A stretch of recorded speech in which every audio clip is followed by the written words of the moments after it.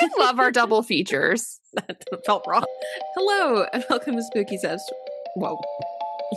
Okay, start over. Oh my gosh, you got Double feature. double feature. Okay. Double feature.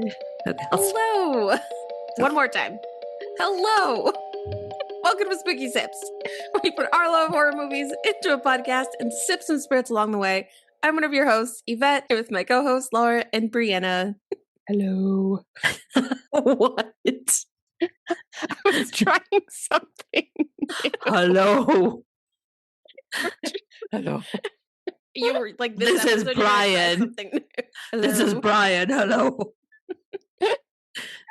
This is Brian and Lori. Oh, shit. Sorry. Hello. Anyways. All right. Well, that's where we're at tonight.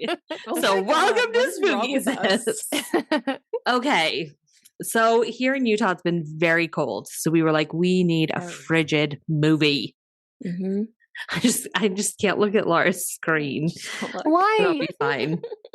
So we decided to watch the VVitch, Yes. aka the witch. Yeah, actually just called The Witch, but Right. I love calling it the VVitch.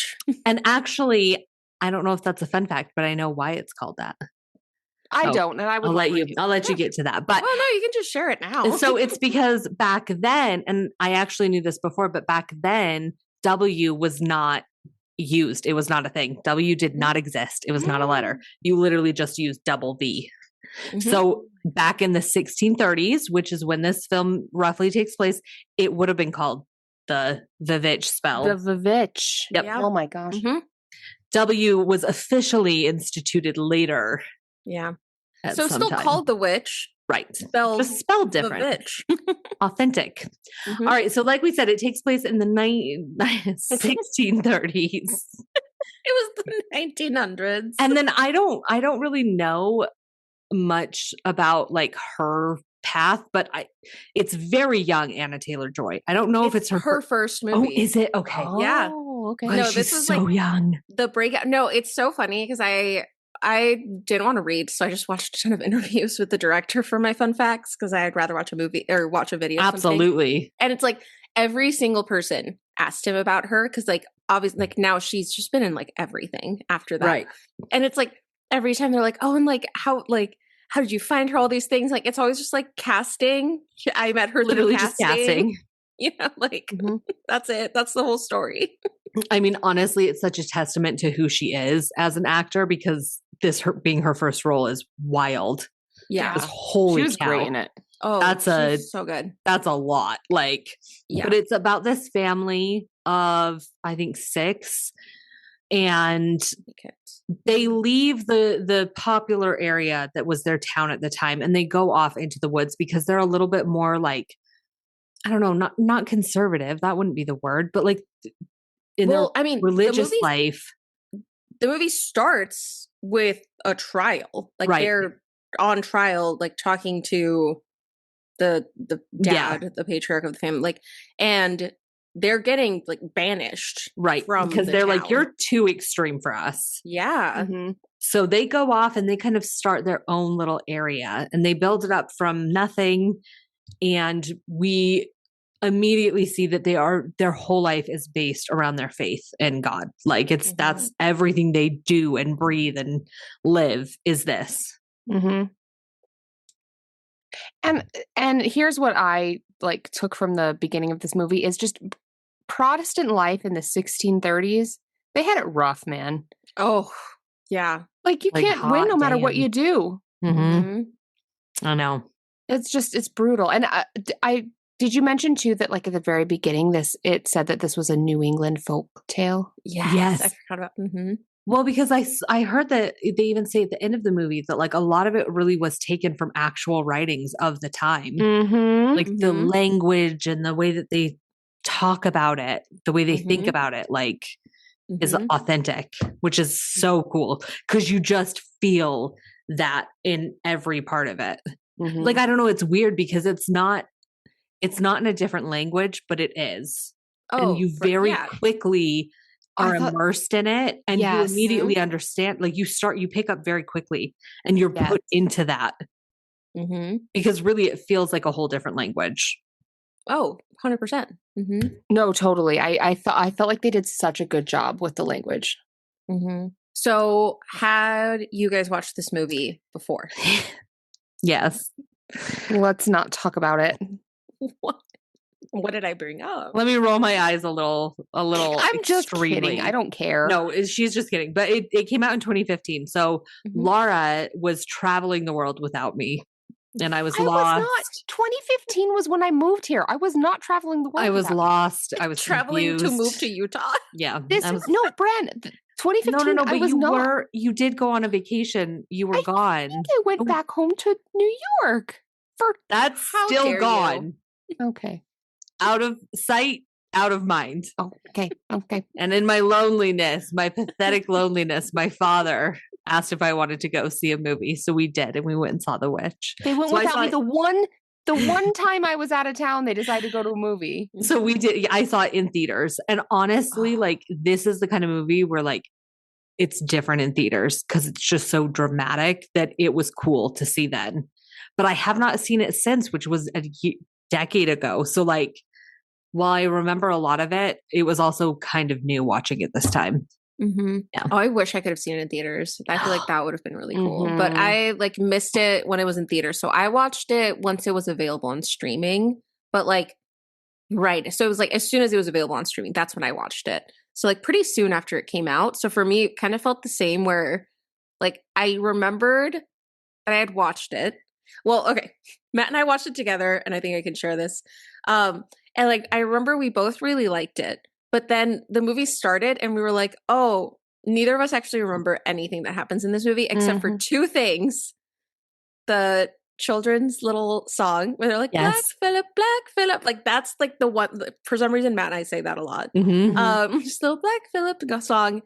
And then at the very end, when we are talking to Black Phillip, where he asks her if she wants to live deliciously. Yes. Those were the two things I remember from this movie. Everything else felt like the first time watching it. Yes. Amazing. Agreed.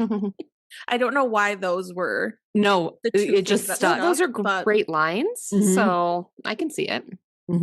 This was my first time watching it because nobody would go see it with me. This is what it's like. Being friends with a middle child. Technically, you're a middle child too. That's true.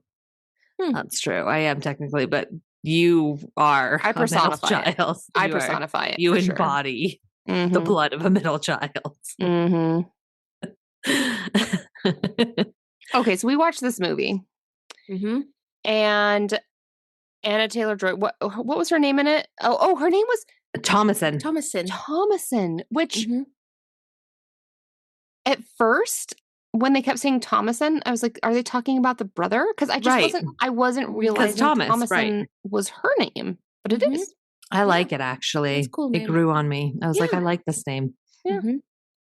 So they're living this hard life. They get excommunicated or driven out from the town, and they go to like it's almost like they're praising to the woods. But then, like, they're living in just, like, their little life of solitude. Right. And Thomason is playing peekaboo with the baby. Okay, before that happens, though, I have to tell you what happened to me this time watching it, because this was different than the first time. There's a scene where they're all, like, just hanging out in their little hut, and the mom is feeding the baby. And I'm like, where do I know this girl? Same. Like, goddamn, the breastfeeding scene. I was like, I know this. I've seen this woman breastfeed. I have seen this woman breastfeed. It was bothering me so much. And I tried to look it up and I was just scrolling through it. But then all of a sudden I was like, oh my God, it's Game of Thrones. She is the creepy aunt that breastfeeds Robin, the 14-year-old. That's why I know her. That's who she is. That's so funny. In the veil. No, it is. Because that's who she is. It's so funny because I had a very similar experience where I was like, I was looking at her and I was like, oh, this woman's really familiar. And as soon as she started breastfeeding the baby, I was like, oh my God, it's Game of Thrones. I know this girl. Oh my God. So that's who she is. So so funny. In case you had the same experience, that's where you know her from. Yep. That's it. Okay. Another thing we have to talk about right at the beginning is the dad's voice. He just has the most incredible it's voice. so deep but clear, deep, and but like rich. It's butter. Like it's butter. Amazing. And like, I mean, I watched interviews because I didn't want to read to prepare. And I watched one interview with him and the director, and like, that's just how he talks. Yes. That's just what he sounds like. He wasn't like doing something extra, like for the movie. Like, No, that was just him. what he sounds like. Ugh. Yeah. Mm-hmm. No, it was very butterlicious. So yeah, cut to Thomasin is playing with the baby. Mm-hmm. They're kind of in front of the woods, and she's playing peekaboo. And immediately, because you're seeing the perspectives, you're seeing her and the baby's perspective, like back and forth while they're playing peekaboo. And you're like, uh-oh. And so finally she goes, boo. And the baby's not there. Mm-hmm. And she just starts, I think Sam was his name, the baby. Sam, I think, yeah. Mm-hmm. And she's yelling his name, and she goes towards the woods, and you can tell she's hesitant to go in the woods, but then she does, and she's yelling for him. And you do see like a cloaked figure in red. Yeah. And I see like there was like rustling in the grass. So it was like something had gone that way. Yes. Mm-hmm. But like, okay, that scene, like we already talked about how great of an actress she is, but like when it flashes back to Thomasin and the baby's gone, just like her emotions, wild, you can, like see run through her face. Is wild. The baby's gone. Yes. Mm-hmm. I feel like, and we'll talk about this at the end because so much is going to happen, but I think the actress does such a good job of transforming with the movie, because I do feel like genuinely the character she plays changes. I agree. Yeah. And I think she does a very good job of showing that transformation. Yes. It was very good. And then it just kind of cuts to where we don't really know the time, how long it's been, but we know now the baby's gone and they're just living life. Well, and we see this old naked woman. Which, like, as soon as we got to, because that is what it cuts to. You're right. Yeah. So I got barbarian flashbacks. Yeah, we get there pretty quick. So, like, it's that. This is the scene where I was like, "Oh my god, I forgot this whole movie." Because how did I not remember this? Because we see like we're like above the baby, so we see the baby, right?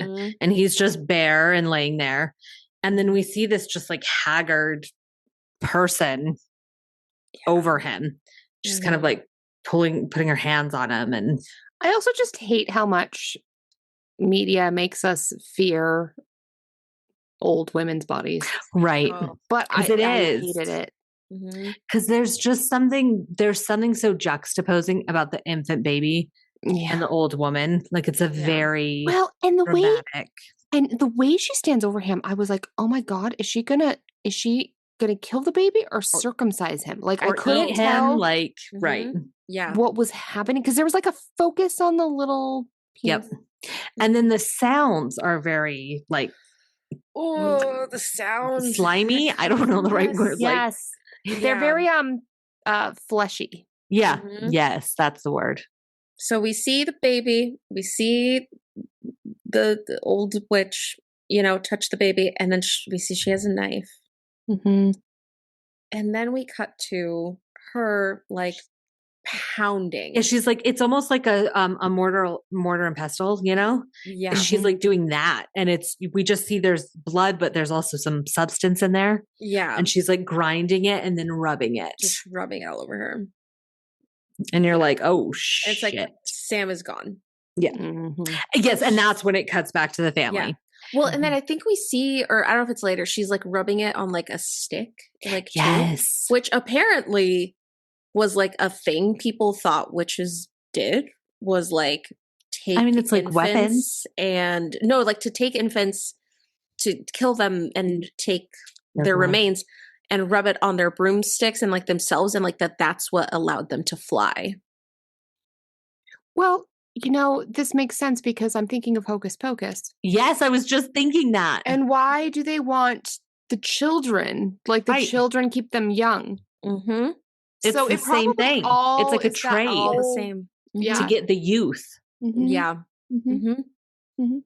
So yeah, now we're back with the family and, we get the vibe that like the mom is just in mourning. She's just crying alone in her bed and the dad's trying to keep things going. There's Thomason, who you can tell is like haunted by what's happened, but is also like, I just need to get things done to like. She's also the Cinderella of the family. Yes. Like Thomason, do this. Because then there's two younger kids that are really close in age. The little twins. It's Mercy and Mercy. I don't know. I don't remember the boy's name. Philip or no, that's the goat. That's the goat. Yeah, Mercy is that we mostly hear about Mercy. It's Mercy and her little brother. And like they're trying to keep things afloat, but we can tell like they're not doing well. The crops aren't doing well. Mm-hmm. They are struggling. So the dad and Caleb, who's not one of the twins, he's the like older than the twins, younger than Thomas. Between Thomason and the twins. He's the middle child. Yeah, he's a Laura of the movie, if you will. Mm-hmm. So he and the dad go hunting, and they just have this big conversation about how you're born a sinner.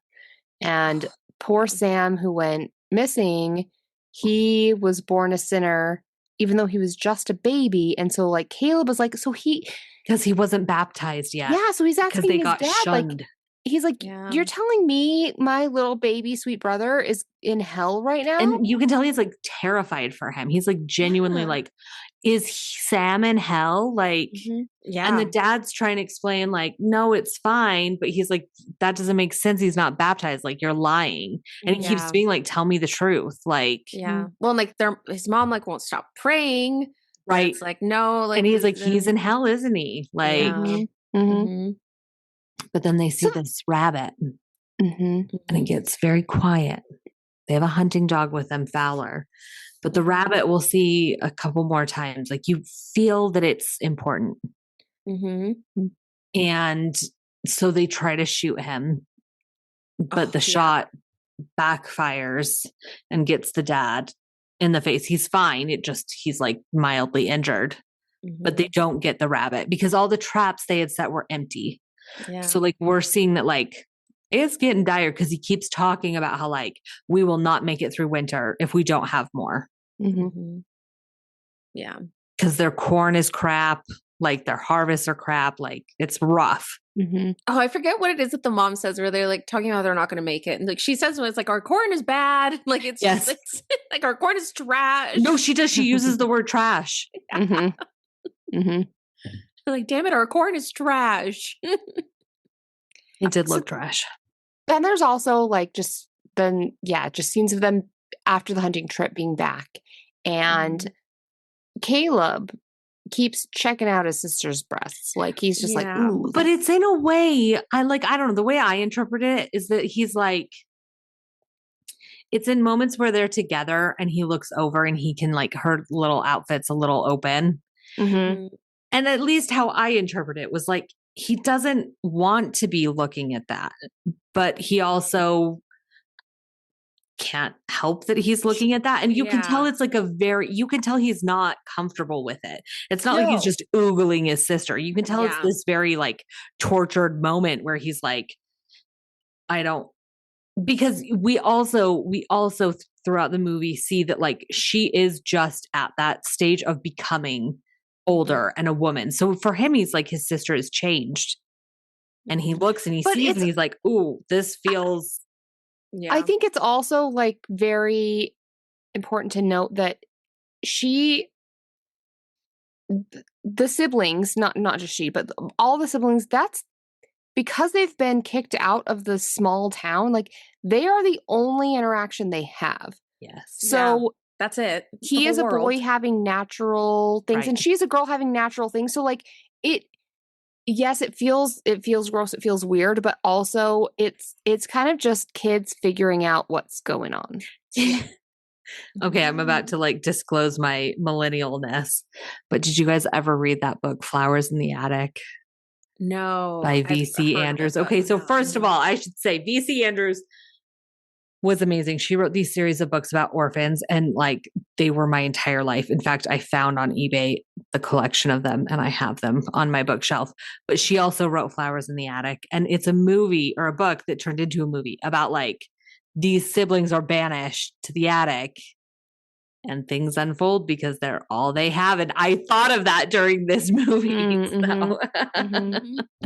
Yeah. No, it just like it, and that's the thing. We kind of like demonize it. We kind of make it seem like this like very taboo thing. But they do a good job of capturing the dilemma. Yeah, it is. like, but also like kids do stuff when they're trying to figure out like, I've got these feelings and there's this thing I like to look at, and my sister's the only one that has it. So like it's not a evil thing. Right. Yeah. Now in this movie they say it is. Well, right. A lot of things are evil in this movie, but that's Puritan life for you. Exactly. So, you know, things go on. And then eventually one day we're by the water and the two, Mercy is there, Caleb is there, Thomason is there.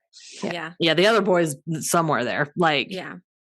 And we learn that the two little ones like talk to their goat, Black Phillip. They sing songs about him. They talk to him, and they say that he talks to them. Now, for the time, that would be a very like tabooed. Oh my God, you're right. Okay, you guys, listen. Laura just showed us her glass, and I am very interested. We let Laura choose the cocktail again, which if you've been around. Yeah. And honestly, I don't even know if it was like a let her choose more than like she wanted just, to do this. And it's she like, just did it. So we're not going to make it. But if have you want to make tried it? I have. Okay. So Laura, why don't you tell us what you're sipping on?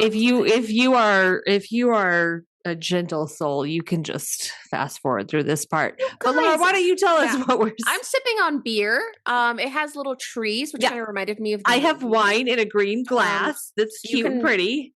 Also drink those.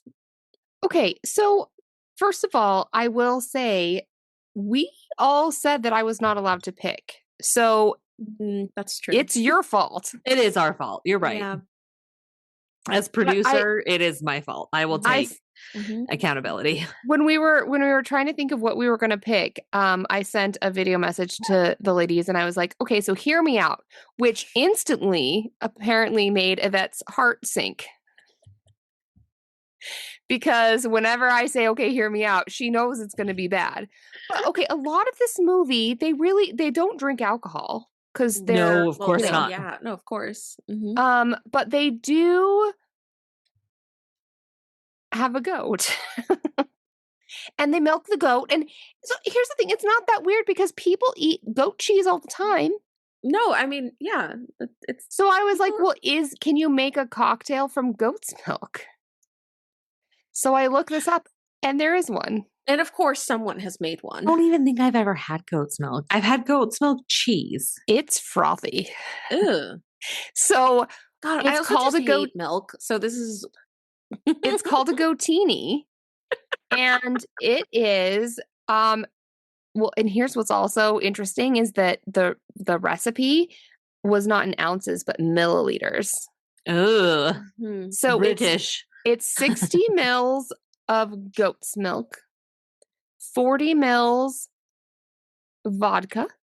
Oh my God. Splash of simple syrup, which I made from scratch today. That sounds so gross. You put my gag reflex triggered. You put it all in a shaker, you shake it up, and then I'm going to drink some right now live on air. You guys, it's very opaque. It looks like milk. It looks like glue.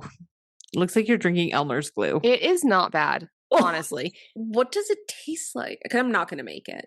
I want to come over and try it because I feel like I need to.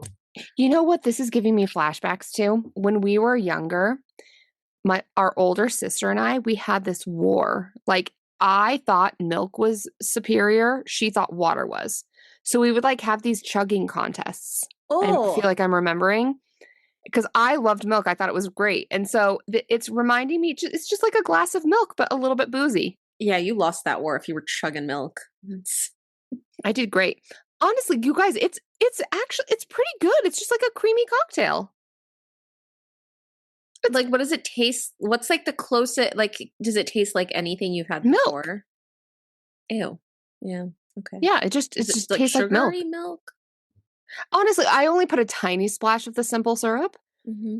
I think that is just the counteracts vodka cutting through it all. Like, that just counteracts the vodka a little bit, but it just tastes like creamy, like milk. It's pretty good. I am not mad at this cocktail. And here's the thing. Goat's milk is easier to digest than I've heard cow's that. milk. Like that's why I've had really? goat cheese. Yeah, I've heard that goat cheese is like the lactose is somehow different. Yeah. Like yeah. Okay, fair. Disgusting. Yeah. I'm into it. I like it. Honestly, it tastes good. I like it. So anyways, we're down by the water. What the hell were we doing? Anyway. We're down by the water. And Mercy. Oh my God, the movie just started. I know. We have a long way to go. Mercy is like, Thomason's a witch. Like, you are a witch. She says she's the witch of the woods. Yes. She was like, Black Phillip told us that you took Sam because you are the witch. Mm-hmm. And Caleb is like, stop it. That's not true. But it's like getting heated. Because like Mercy's little. And Thomason's older, but she's like, that's right. I am the witch. And I love this scene because she just fully like accepts it. And she's like, yes, I am. And I'm going to get you. And Mercy's like freaking out. And she's like, Thomason's like, if you tell our parents, like, bad things will happen. It's such perfect sibling rivalry. Yes. Like, so normal. So what anyone would do. But like a little edgier because the fact that their brother was taken, which they all say a wolf took him. That's what they've said. The dad is like, there were tracks. Like, that's what it was. Yeah. But Thomason is like, I did not see a wolf. But like, that's the story they're sticking with. So there's a lot of tension. And then... So then we kind of get to like, okay, things were really bad. Like they're not going to make it. Like this is not going well. And so there's a conversation between the parents where they're essentially like, okay, we need to kind of call it quits. Like we can find a home for like Thomason to go, like, because they're broke. Like, they're like, this is, what can we do? And they're shunned. So like they can't go back. So they're basically like, if we can go back, we have to offer something. Yeah, like Thomason, we could offer to go back work for a family and work and get some money. But like they can't just return to the town and be like, just kidding, it didn't work. Can we get home? Also, there's bad blood between the mom and Thomason. Like the mom thinks that, so the mom's silver cup has gone missing. This is like the cup from her dad. Yeah. And she blames Thomason for taking it. But we learned when the dad and Caleb were out that the dad sold it because they needed money. They needed pellets for traps, and things. Yeah, because they were like, we need to be able to capture for meat and pellets and whatnot. So, it's I think we see the inside, but Thomason doesn't know that, and the mom doesn't know that, and the mom thinks Thomason is like basically cursing us. Yes. Yeah. So let's sell because her. She is the. I mean, again, it's not right, but like. She is who was with Sam when he was taken. So in her mind, she's like, she's cursed us. Like it was more than the cup. There was, It was like, she obviously is the bad force. And I think it's important to note that like believing in witches in like the most like practical way was so common then. Like this was the era of all of this. This is what we learned during the orphanage. Believing is seeing. Yes. Yeah. So the mom is like, we got to get her out of here. So go make her work for her family, get out of our house, and we'll be fine. And then I love the filming of it because then we see upstairs that all of the kids, even the young ones, are awake and listening. And they hear what's going on. Yeah. And so Caleb, who, like you could just tell, like he tries to just fix things, right? Like that's his energy. Like I think that like earlier we had seen like after everything with Sam, like Thomason's like getting up and he's like, just sleep. I'll take care of things. Right. Like, he's just going to try to fix things. So he wakes up before everyone and he's like, I'll be back. I have a plan. So you don't have to go to a family. Like he's going to try to go do something. I don't know what his plan is, but Thomas, I think his plan was like to kill rabbits and stuff. I think. And to check the traps and go sell it so he could just come home and be like, look, we have money. We're okay. Yeah. Like, so Thomason's like, okay, let me come with you or I wake everybody up. So she wins that battle and they both go into the woods.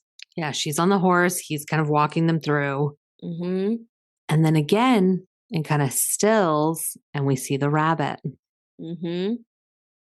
And this Which time, I think like in like folklore or like history or whatever, I do think hares were very kind of associated with witchcraft. Like very much like familiar. They were like a dark sign. Yeah. Is that why magicians pull rabbits out of hats? Yes, because it is actually because they were tied to like dark magic. Yeah. Like the dark Which force is so funny of things. It's like they're so cute. I know. But this time the dog is like, I'ma get you. So he runs after her, which spooks the horse. So Caleb is like, I'll be right back. So he runs to go get the dog and the hare. And Thomason is bucked off of the horse and kind of like knocked out. Passes out. Yeah. I love this part. So Caleb's out and like he's just like I love that he's walking around with a giant gun. I know, you guys, it's like his height. So on his back, it's like this giant thing. Yeah. Like just walking around with it. Like you see him like climbing, like trying to get through the woods with just like this giant gun that he's like pulling along with it. I know. And he finds the witch's hut. Yeah. So we see him and like you just see this little hut, this little opening come through. And you see not the old witch that we saw at the beginning. She's beautiful. But a much younger, beautiful. Beautiful and heaving like bosoms. Ethereal in a dark way. Yes, ethereal I think is a good. And like she's just coming towards him and they get close and you're like, oh my God, this is a child. Like what's happening? Because it feels very seductive. That's well, and then she kisses him, and then that's what I was like. I get that this is kind of like she's playing into this 12-year-old boy's fantasy, right? But the actors that had to do this, how weird would that have been? I know. I always wonder about that. Again, like we talked about this in another movie where I'm like, I wonder like what the parameters are. And now again, I feel like things are very different. There's intimacy coordinators. This was 2015. Right. So like, okay. But no, but I'm saying like, as opposed to like, the 70s and 80s, like it's a different, today's world is different, but I still always think when I'm watching a movie, I'm like, I wonder the process behind this, Yeah. I did see in an interview that I forget the actor's name who played Caleb, but he was definitely nervous because I don't know if he had like his first kiss when this like had happened. So he was very nervous. Whatever, he's gonna be like that's like bragging rights for the rest of his life. Well, yes, but then like they were saying like then after it happened, then he was like chill with it. Like it was Oh, okay, just kidding. Yeah. Let's have another take. Yeah. That's pretty cute. That's pretty cute. I did read, and this might be one of your fun facts, but about like the dad, the actor that played the dad and the director, like who kind of helped coach this young guy because the director like didn't have a lot of like parenting experience, like he one-on-one didn't have kids. experience with a child. So like the actor that played the dad kind of helped actually more because he knew like how to approach with the younger ones a little bit better. No, in one of the interviews that I watched, actually the only one I saw with the director and someone else was the director and the actor that played the dad. Yeah. Where like he very much so said that like the actor did the directing for the kids. Yeah, like he was like the dad on set kind of. Yeah, he was just better with the kids. That's cute. Which I think is cool. But then he kind of returns when Thomason is out looking for him. Well, yeah. And So Thomason, okay. The dad confesses to the mom and he goes, I was the one that took your cup. Right. I was the one that sold the cup. And so meanwhile, mom has been hating on Thomason. Because now her other child is missing. Like, but she was out with Thomason. Exactly. But Thomason is still Cinderella. And so she's like, well, did you bed the goats? Which, do you have to put goats to bed? I know. I didn't look it up, but I was wondering the same thing. You do. Huh. What do you sing them a lullaby? Like, what do you do? So I've only, okay, no. And what happened in the movie, I was like, oh, that's not what I know. But I only know because like, I have someone in our friend group that like went backyard life and she now has chickens and goats and the whole kind of thing. But like, yeah, like goats, like you do tuck them in and it's more just that you like take them to their bedding and you put them in their bedding and then you leave. You don't actually have to like, you gotta tuck them in. Tell them a bedtime story. Now, I don't have goats, so I could be wrong. This is just what I've heard. But when she was doing that, it is a thing that you do because they likely would have been out in their pen and it was raining. So it would be the kind of thing where like they would have to go take the goats back into the little hut. Like they're just because otherwise they won't do it themselves. They'll just stay in the pen all night, out exposed in the mud and dirt. So like you have to do it for them because they won't do it themselves. Whereas chickens go into their hut at night. Yeah, that's cute. Chickens just kind of do their thing. Goats do not. So that's cute.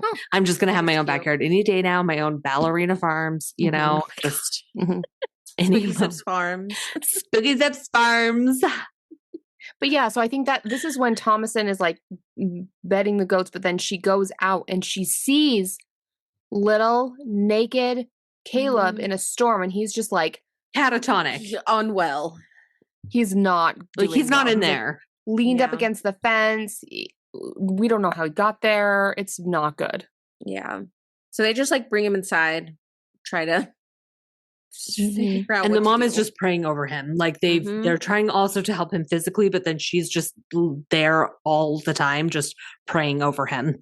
Well, okay, and as they're tending to him, they do this thing where like he has cuts on his mouth, like from where the kiss happened, but he also has cuts all over his body.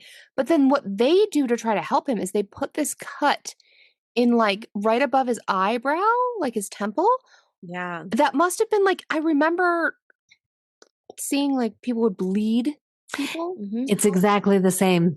Like back in the day, they would bleed people. They would use leeches because they believed like if you had a really high fever and you weren't okay, like whether it was, tuberculosis, whatever, like you would bleed them. And if you get the bad blood out, the good blood fills in. We now know that's not a thing, but they would either use leeches or small cuts to let out the bad blood. Oh my gosh, amazing. Yeah. You guys, my Goatini is already gone. Oh my gosh. It went down like a glass of milk. Was it refreshing? It really was. Honestly, it was good. I mean, it's kind of like White Russians, right? Like milk and vodka, you wouldn't think, but a White Russian is pretty good. See, but I need the Kahlua. I know. The simple syrup, I think, makes a difference with it. Yeah. It's good. Okay, sorry. Anyway. I digress. So the bleeding did not work. No. And then at this point, the tension with this family. Like the mom wants nothing to do with Thomason. Yeah. So she is like, get out. Because everyone is mad at everyone, basically. Like because the mom is sure he's cursed. Yeah. And the dad is like, stop saying that. He's not. Yeah. He just is tired or something. Yeah. And like, oh, it's not Thomason's fault. And then Thomason is like, literally it's the twins.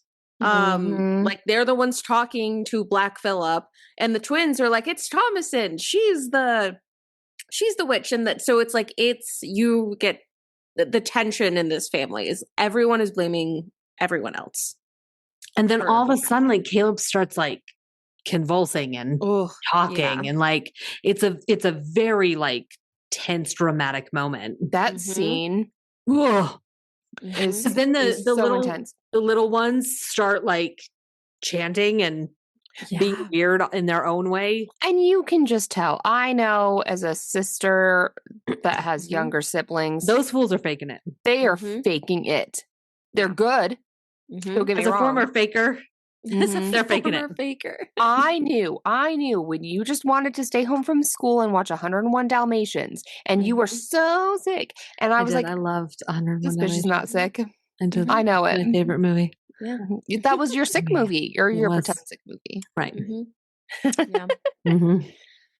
Yeah. Oh, yeah. Sabrina, you were saying like how they took some text. So the writer director, he like went to find text from the time.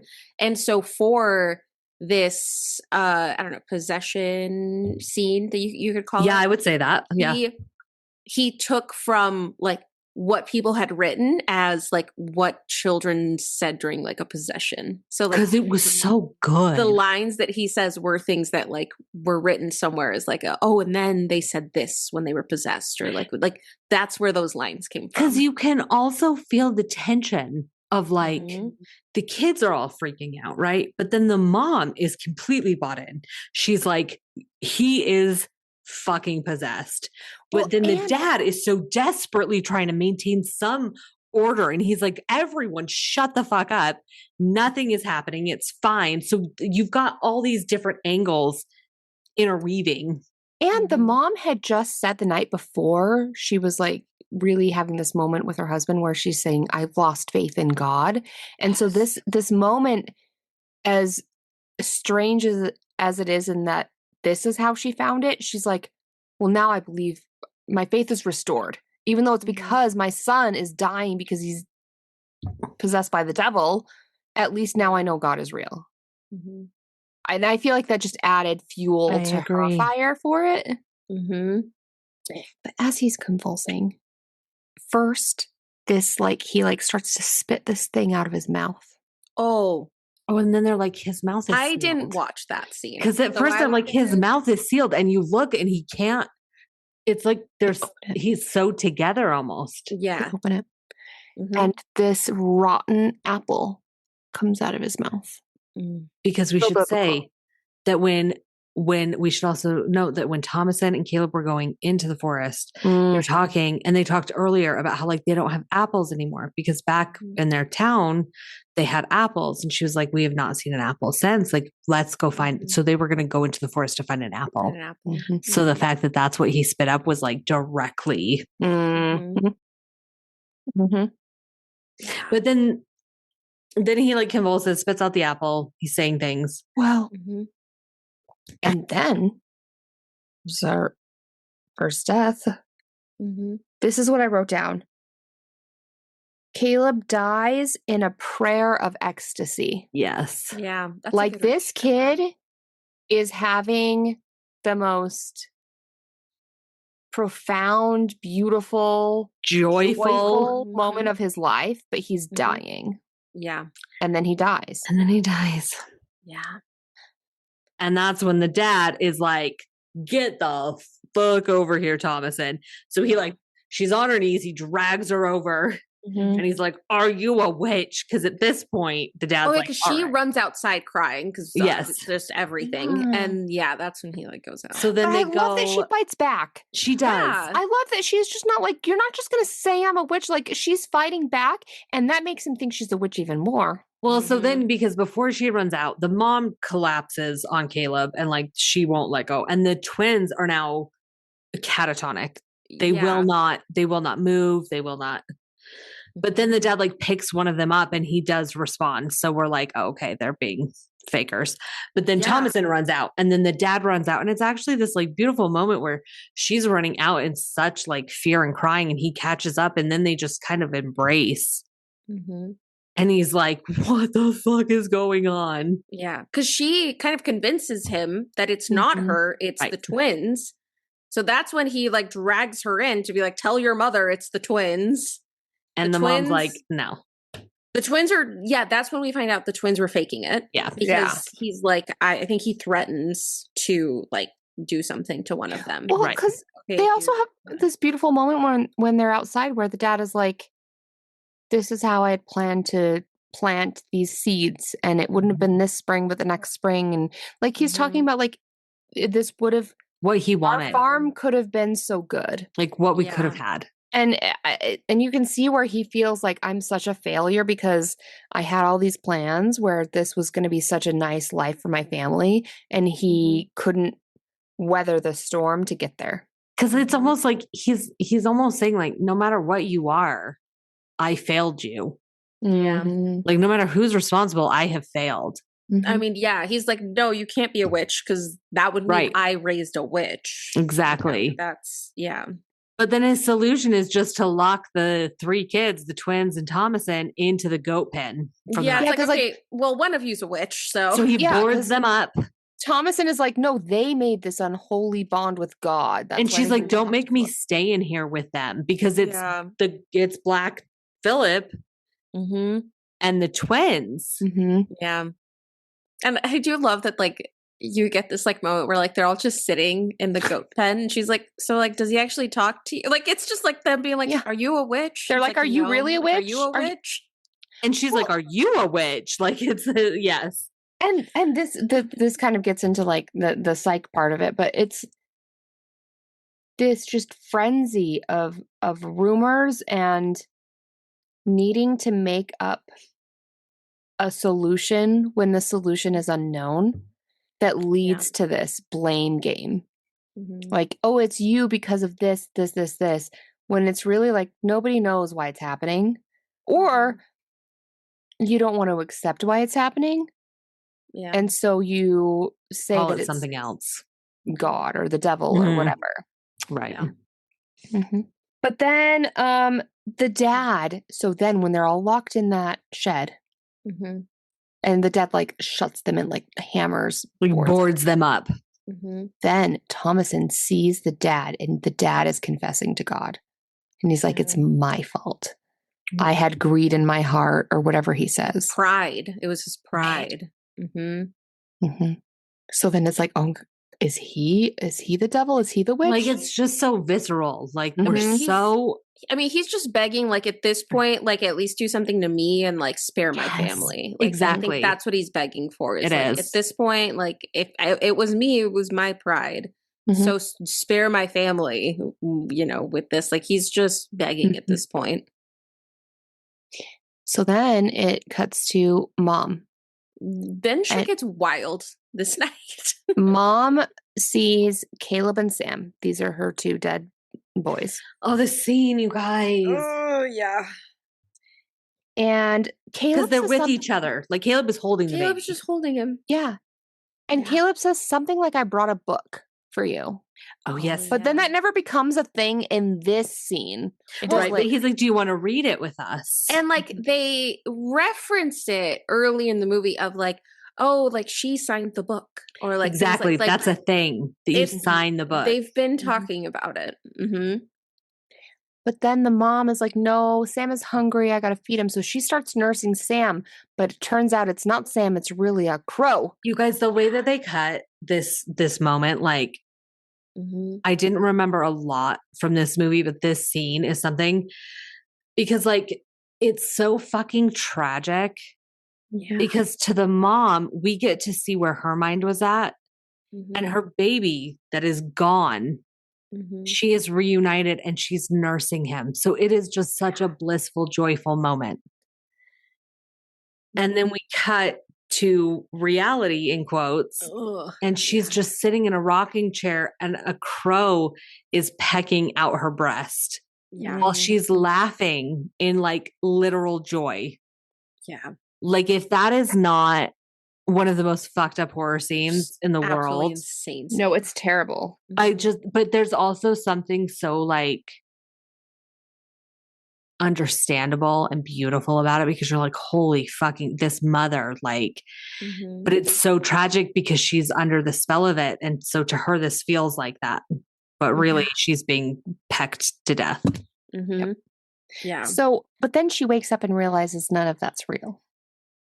Well, but she is bleeding. She is bleeding, but she does wake up and she realizes that like her boys were not there. No, her boys were not there, but she is bleeding from her breast. So but I feel like that means it's a dream. Oh, see, but then why would she be bleeding? Well, because I think sometimes when you dream of things, the things are really happening. So maybe the crow was in the dream, but also really happened. Yeah. Mm-hmm. Yeah. No, that's true. Because like she was dreaming. It was like a partial dream, partial reality. Yeah. Mm-hmm. In my mind, this is just where my thought process went. I almost wished that it would have just been that she was like wet, because like when you are breastfeeding and you stop feeding your baby, your breast can like get wild and weird. Mm-hmm. So you would actually still keep lactating. And so in my mind, I was like, I almost wish that in reality, it wasn't blood. It was just that she had still been like producing. Oh, yeah. Because that would have been more like, sad. Yeah. You know, sad either way, you know, right.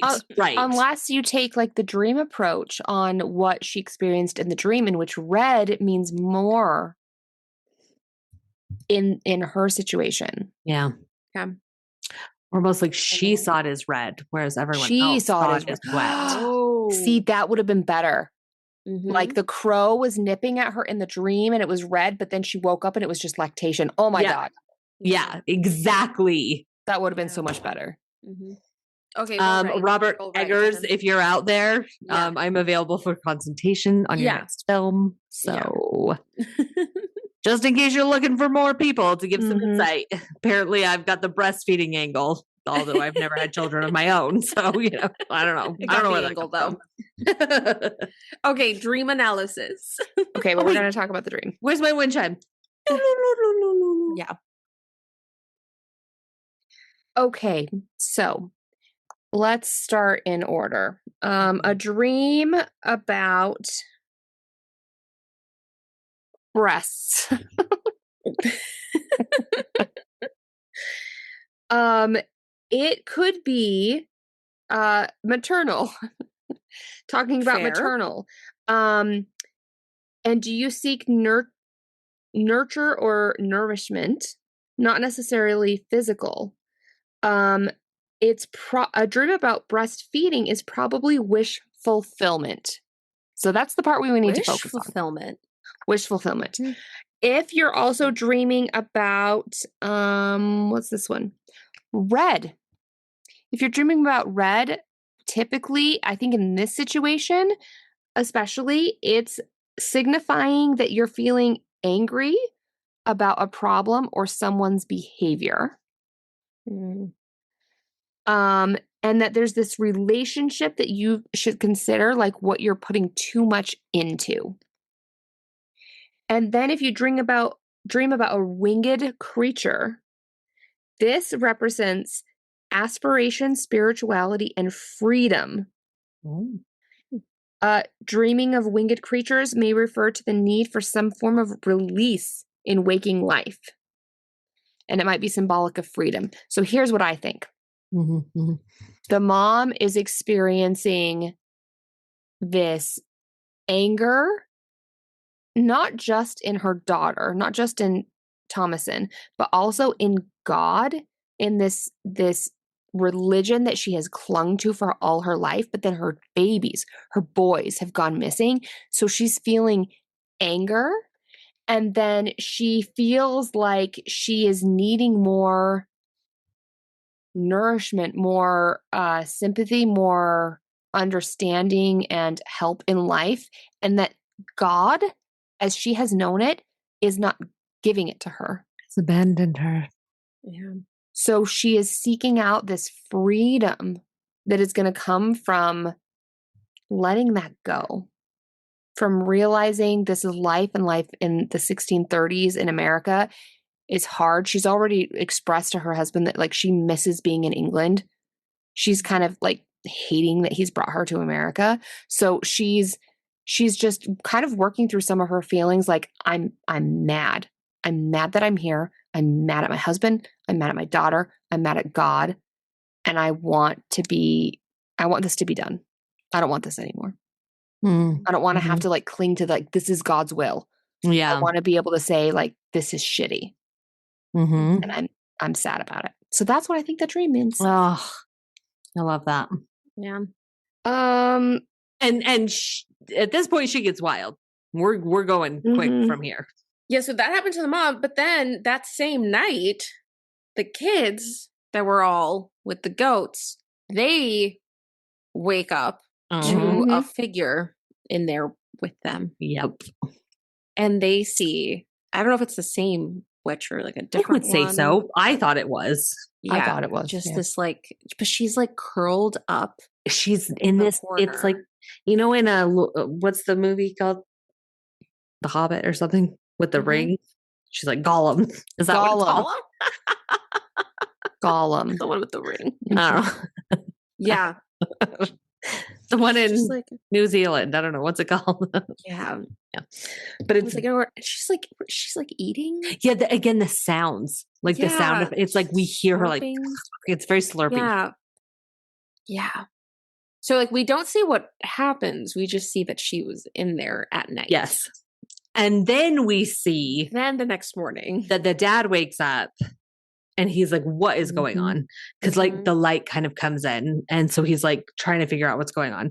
So he stumbles outside and the pen that they were in, it looks like a explosion kind of happened because all the wood things are gone. Yeah. Mhm. And he's like screaming for his children.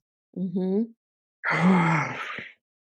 And that's when Black Phillip shows up instead. Now, Who have is we this fully goat? explained the Black Phillip is just this big goat? Yeah, with he's his just big like horns? this is a naive question, but is a male goat different? You know how a lot of times like a deer and a buck, like is a goat a goat? But he's like obviously a male goat. He's very like big and he has very big horns. So he seems like a big goat. Yeah. And I his don't know name if is that makes a Philip. difference. Yeah. And his name is Philip, which is a boy's name. So we know. And they sing all these songs. We're just gonna about him. assume. But we see him and Thomason talking, right? No, first we see him and the God. dad. You're right, the dad. Black Phillip. That's the first interaction. You're right. He's just like, fuck you, dad. And he just Yeah. rams him. Mm-hmm. And he gets him. And the dad is like, tries to get up and it doesn't work because he just comes back. Yeah. And he just falls into the giant stack of wood, which is just and then it all so tumbles. it's just so poignant too because one of the things we see the dad do, we see him, he can't catch meat. We see him, he can't really make money, whatever. But we do see him chopping wood all the time. He knows how to chop wood. And even when he had that one fallout fight with Thomason, she's like, the only thing you are good at is chopping wood. And that's what takes him out. Which that's what really pisses him off because she's like, you can't provide for us, you can't do anything, all you do is chop wood. And then Black Phillip pushes him into the wood pile and all the beautifully chopped wood comes just crumbling down onto him, like crushing poetic. Yeah. It's very poetic, actually. Yeah. So then we see Thomason.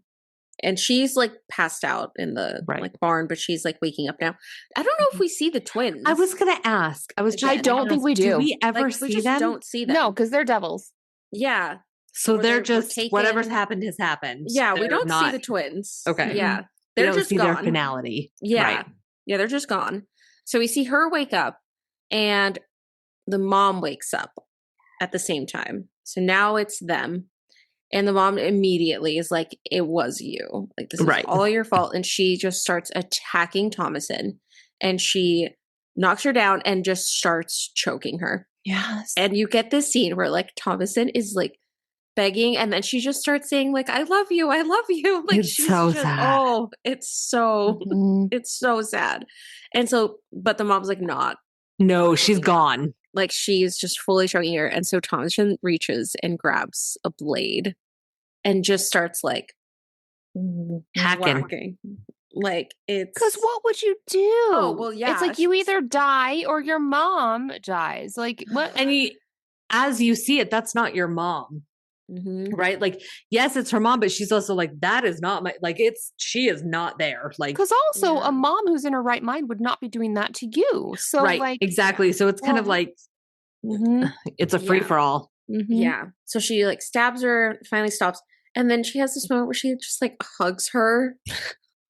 for like a bit, like because her mom's just like on top of her. She's like hugs her. It's just so sad to think about through all of this pain. Like your baby brother went missing when you were playing with him, having a joyful moment, and you're treated as Cinderella, and your little siblings hate you and are trying to call you the devil, and your dad then says and all you want is someone, your mom, to love you.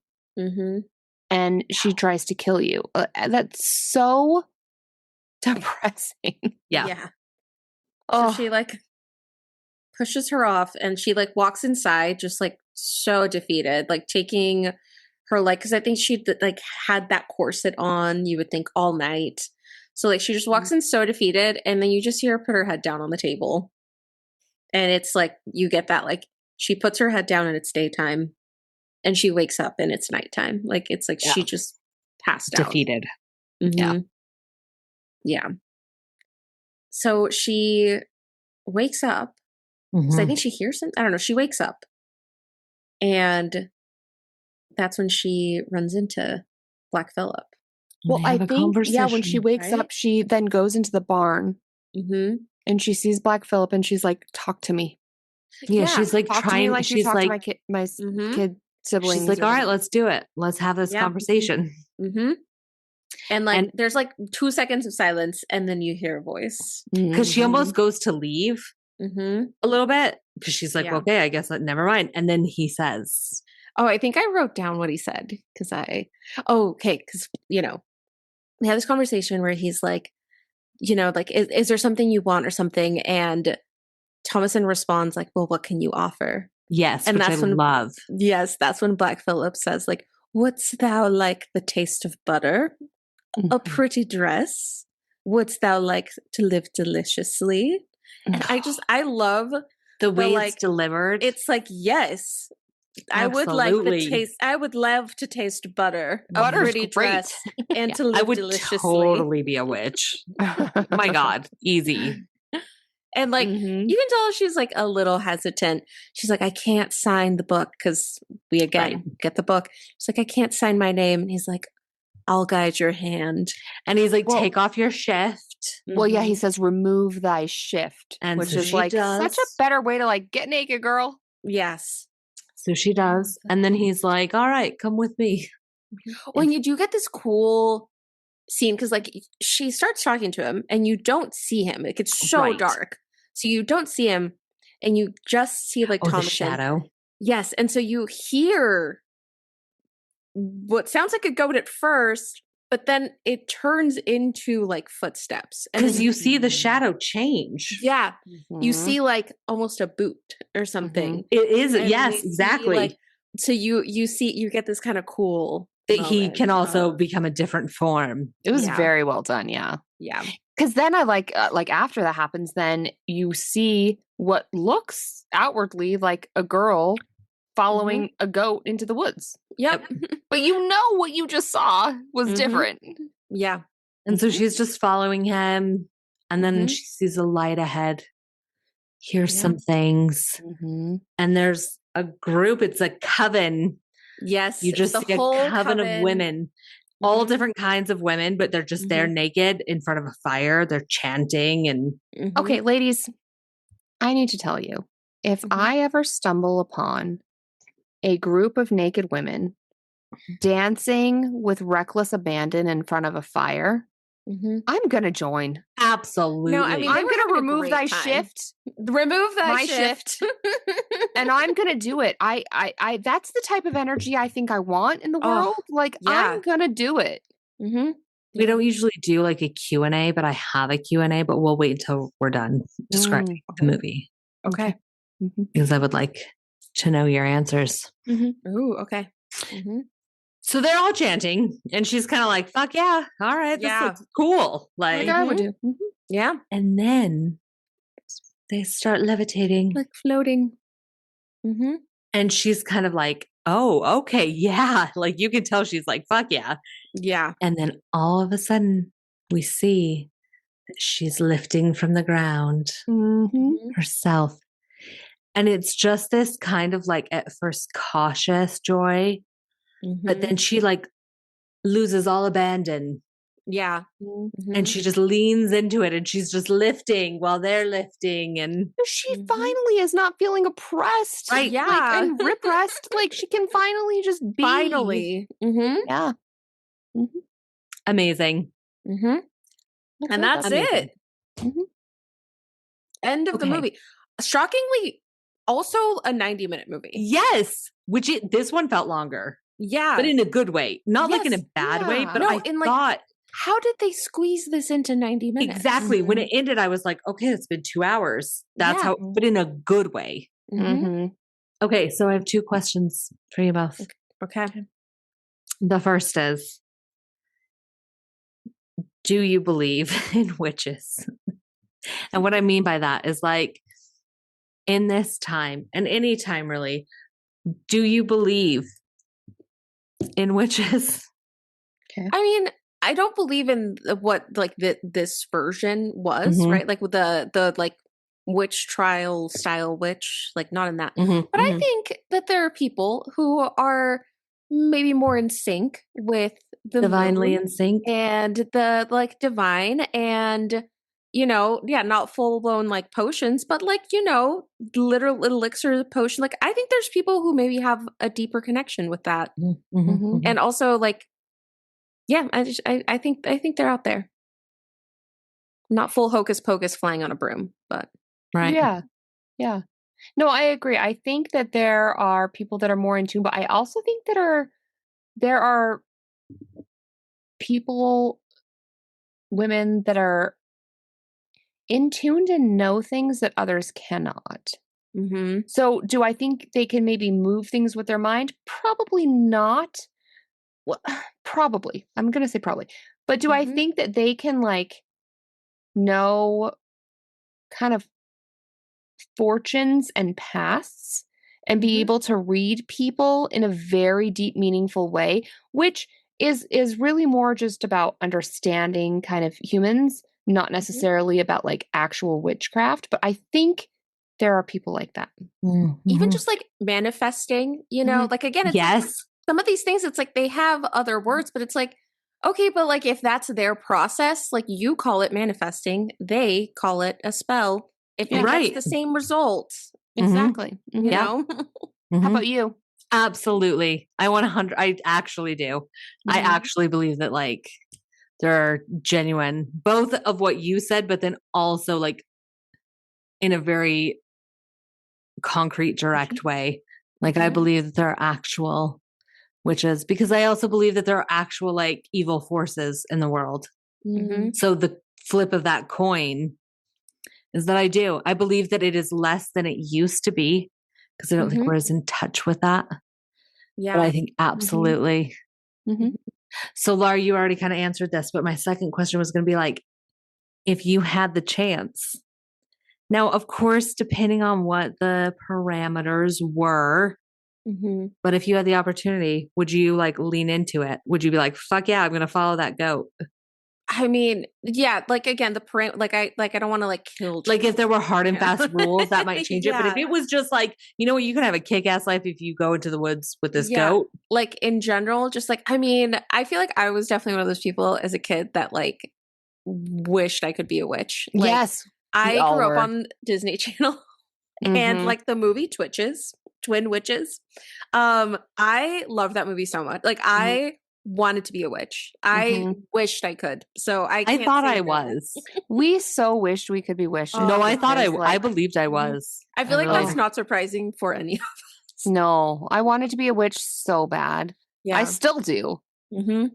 Like still dream. I still think I am. No, I don't really, but I did when I was a kid. Like no, I agree. I think it depends on the parameters. Like I don't. If there's really like a contract laid before you, that might change things. But yeah, but if it meant that then I spend eons upon eons like burning in misery, maybe not. But if I believe kind of once you're done, but you just get to have butter and if I had to bathe like, in the blood of a baby, maybe not. Right. Yeah. That might be a little if I had to like hurt people to do it, no. Yeah. Well, depending on who you're hurting. Well, some people I might have a little more flexibility there. More flexibility. I'm just saying, like depending on who you have to hurt. Yeah, A baby, no. A politician, maybe. Oh my God. Okay, here's NSA another. were joking, okay? Yeah, that's a joke, CIA. Wait, here's another layer to that question. Mm-hmm. If you were the witch level that you knew the future, if you knew that baby would grow up. I know where you're going. Now we're getting back to our trolley problem. I know where episode. you're Yes, going. we are the trolley problem. But if you knew that baby, that baby would be a murderous a-hole, would you But kill then it? what alternative universe? Well, because also, like, what if the baby had a different set of circumstance? So what if you could interfere at that level? Like, what if you go what save if that instead baby's you life? adopted the baby? What if your only option is you let it live and it's going to kill hundreds of people and be a jerk, or you kill it? This is the trolley problem. See, now, but what if one of the 100 people he killed was going to kill 1,000 people? Oh, God. Then you want him to kill him. There's no good answer. Chidi knew it never ends. We don't have to answer this question. Chidi Anagone knew. He did. There is no solution. He did. It is an eternal battle. Yeah. Amazing. All right. Never make a decision. Okay, we can get back on track. But listeners, if you thought you were a witch as a young child, let us know because we did too. We'd like to compare. So like what kind of witch, you know? It was like a wood witch. Because it was when we lived in New Hampshire with the woods, and my friend was on the other side of the woods, so we would go to the woods. We would cast spells. We tried to kill Laura once. Yeah, we've already talked about that on the podcast. We're like, you brewed a potion. Really? You put cat food with cocoa powder, and we're like thinking I was gonna we eat were it. like, oh my God, we're so funny. And I was like, this is literal cat food with she's gonna cocoa eat powder. So when I say I thought I was a witch, I mean it, okay? Yeah. But you tried to kill me. How are we still friends? I mean, it's cat food, okay? We you would have really think we were going to kill you. We just thought we were going to kill your soul. That's like a different thing. You were very disappointed. And we were a little disappointed. You woke up the next day and it's like, oh. God damn it. Hey, Laura. I don't know why you wanted to kill me. I think you were just there. It wasn't you necessarily. Wow. It's just like you were available. So it was like, yeah, great. Rude. You weren't even special, you know? What a middle child moment for you. Oh my God, it's so awful. Let's get back on track. Mm-hmm. Here on Spooky Sips, she is not a real doctor. But it's okay because they're not real witches. Or were they? Mm-hmm. And then also, like, I'm wondering, like, was Black Phillip the actual devil, or was he just like a messenger? That's a whole different question. But Laura, what do you have for us for a psych segment tonight? Oh my gosh, you guys, I have a really difficult time with this because I was busy. And also, this is a handful. Because there's a lot, like, honestly, you could dissect this in various ways. Yeah, we kind of accidentally gave you like a double whammy. A double whammy. This and the what will be the next episode. Mm-hmm. Yes. But they were psych heavy. They were There's psych a lot heavy. going on in these movies. So here's what popped into my brain as I was watching this. Is the idea of original sin, which is more religious I like this. than psychological. However, when I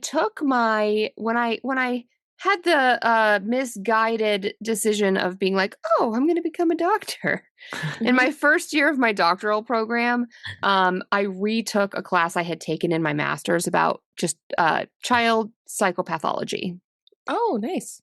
Which one of the first things in the lecture they talked about like historically kind of how people viewed humans and human development and children. And what we talked about was like in the 15 to 1600s, that era, really children were any sort of like mental health thing or any sort of problems with kids. It was all like, oh, we are all born evil. Kids especially are born evil because we haven't been able to like beat the evil out of them yet. So they're little devils that we need to like try to make good before they die. Which is really kind of awful because you think about you're just starting in the negative. I mean, and I get we see wait, what's the little boy's name? Caleb? Caleb. Like, I mean, he's legitimately so concerned about it. Yeah. Like, he's like, I still have that. Like, I am gonna go to hell. Yeah. Like, that's not a small thing. We don't have to get off on a tangent of this. Yes, but we I was do. actually thinking about this, where I was like, that whole concept of we know better now, in quotes. Like, what the fuck does that? What? First of all, why do we know better now than we did? And why was that ever our thought in the first place? I know. Like that, like, I think we use that a lot to like blanket cover the past of like, oh, well, we know better now. But I'm like, but why is that what we thought we knew? Right. Yeah. Like, that's wild to me. Like, why was that even our starting point? Why did we have to learn better from that? That should have never been like the starting ground. For lack of better terms, playing the devil's advocate here. So now we kind of think everyone's innocent. Maybe they're not. No, maybe agree. you are born good or born bad, and then life exacerbates or diminishes those qualities, or maybe none of it at all. Like, I think it's just that it was such a black and white of like everyone's evil to start. We're all sinners. We're all the bad. Original sin. But now I think everyone's good. Like, exactly. I think it just is like, well, that why did better. we start with that though? I agree. Like, why didn't we start with like, oh no, you know what? We're okay. Yeah. No, and that's why I'm being devil's advocate, because it's not like I think that that's incorrect what we think honestly, now, but like there's so much nuance behind all of this. So like, I get that it's easy from the perspective you're in to think from that perspective. Well, yeah. I understand that. I was actually thinking about this the other day of like, but why is that where we began? Oh my God, I know. Thinking like, that's wild to me. Well, and I think a lot of it comes down to is like, it was a really hard time in the 1630s. It was a freaking hard time to be alive.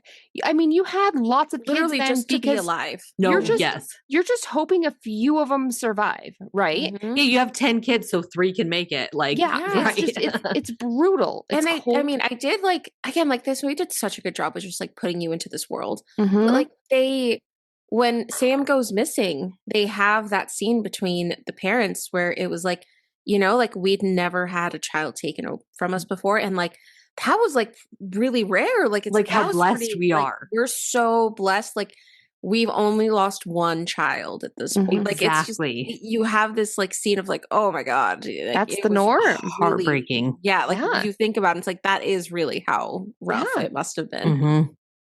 So then when the children that you have that do survive, you basically, I think parents and society was just trying to figure out, okay, well, we gotta keep them in line.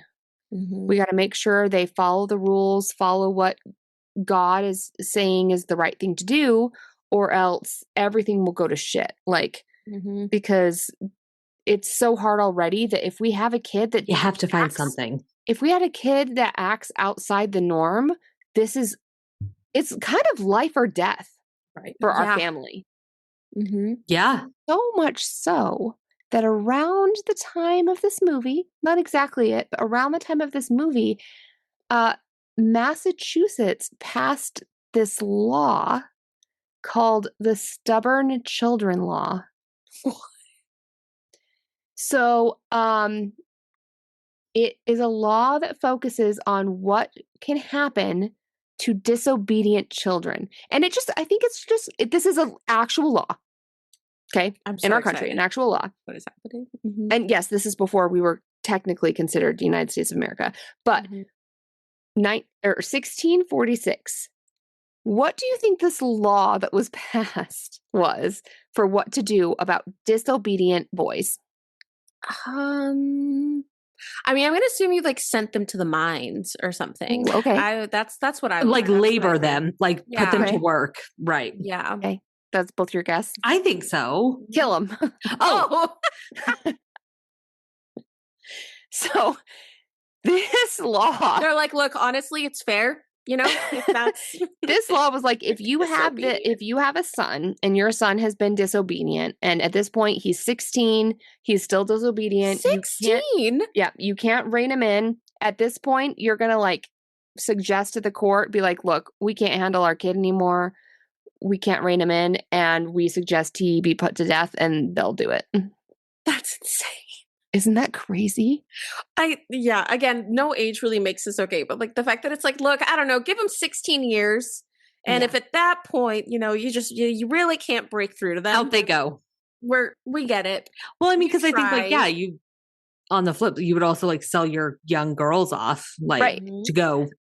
Yeah. Yeah. So it just kind of puts you into the mindset of like what was happening around this time. Life was so hard that like your kid wouldn't listen to you and is like, you know what, just kill him. Yeah, we're done. And this is legally allowed. Like you're they're like, honestly, this is happening so much. We feel like we should just write this into law. You're out of here. Third strike, you're out. So according to the Wikipedias, only one person was ever actually put to death under this law officially. Oh, that's crazy. But it was because he was rebellious. And I think that the quote that was used for putting him to death was that he was quote unquote abusing people or trying to stab somebody, but really he was just generally being vile, profane, and a common swearer and drunkard. Oh my God, a common swearer and drunkard. What an honor. Ladies, we should all be put to death at this point. We're out of here. We're done. Dunzo. So he was the only one on record that they put to death for that. And then they were like, wow, that was crazy that we did that. Yeah. So it just kind of goes to show like people didn't know what to do with kids then because life was just so hard. Mm-hmm. But then let's talk a little bit about original sin. So think about this. You're told from the time you're a kid that you're evil. You were born evil, and you have to be perfect in order to not go to hell because of the evil that you started with. Mm-hmm. Like, think about psychologically what that's going to do to you. Oh, yeah. Talk about Catholic guilt. Yeah, seriously. So you're just always going to kind of internalize this shame and guilt that you have. You're going to just think your self-esteem is going to be tanked because you're bad. And any act that you do is just trying to save you. So really, it's not this like selfless act. You're not doing it for the good of being good. You're doing it just to save yourself, which is then this whole ulterior motives. Right, which that convolutes all the moral thinking you're doing. Exactly. Yeah. So then really like all of your actions are just based off of fear of being punished in this life or the life thereafter. So then you're just going to really over rely on authority, and you're going to, because of that, you've been taught this your whole life, whatever your parents say or whatever your parents say God says, because really that's your only knowledge of what God says is what your parents say. Mm-hmm. So you're really just going to over rely on them for everything. So whatever they say is true. So they could say you're a witch. You're talking to the devil. You're talking to Black Phillip and he's the devil. So you're going to believe it because they've taught you that the only way to save yourself is by listening to what they say. Mm-hmm. It's very culty, actually. I mean, yeah. And then you're just going to have these intrusive thoughts on what religion is and what things. So it actually then breeds these beliefs and real experiences of witches. So like the twins, who at first I was really pissed off about. I was like, they're just being little assholes. But I'm like, but maybe they've internalized this so much that one maybe does a little twitch, and then the other just, and then they genuinely believe that they are being possessed by a devil. Yeah. And so they act that way. And then they're feeding off of each other. It breeds this hysteria. Absolutely. Oh, yeah. They're perfectly primed for it based off of their upbringing. And they're so isolated that that's all they know. Right. Yep. So of course they're going to do that.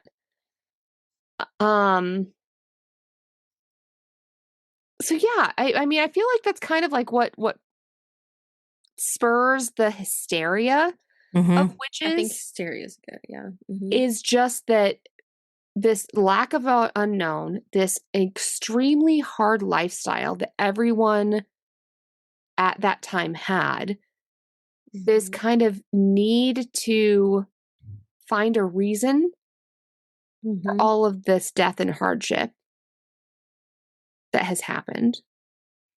And then just like kind of feeding off of each other. It also makes sense. It does, because it's also contained even when they were in the town with everyone else, they all thought the same way. And you don't have exposure to anything other than that. So of course you're going to feed into it. Especially when you then branch off and isolate even more. Makes total sense. And then when you believe that you're just innately born with evilness in you, you look for evidence to support the belief you have. When bad things happen, you think this is because I'm evil and I haven't done enough to repent, so I need to do it more. And anyone who's against me is a witch. Yes. And I honestly think that's something we just do as people, whatever the topic it is. Like I have depression, and often when I'm not doing well, like I look for evidence to support that. And I think we just as people do that, whatever the circumstance are. Like we just naturally kind of do that. So it makes complete sense. Yep. So this was a little bit more like philosophical, but I like it though. It kind of fits. Put some psychological context into people at that time in the 1630s. Yes. Ish area. Yeah. No, I like it. I think it's so true. Because really, like movies, I think movies like this, I really enjoy when they do, I don't know, period films well. Where it does put you in that world. I love a movie that just plops you into a world and you're just in it. And they do it so well you don't even know that all of a sudden you're like in it, thinking that way. Yes, and I like this one because so many things like I'm thinking about just like Little Women or Pride and Prejudice or stuff where there is good that happens in those times, but they kind of make it just seem like romanticized. Yes. Like, oh, I want to live then. I want to experience that. But no, there was actually a lot of shit. You know, it makes me think of The Village when we did that movie. Yes. Because that was another one that put you in the actual time.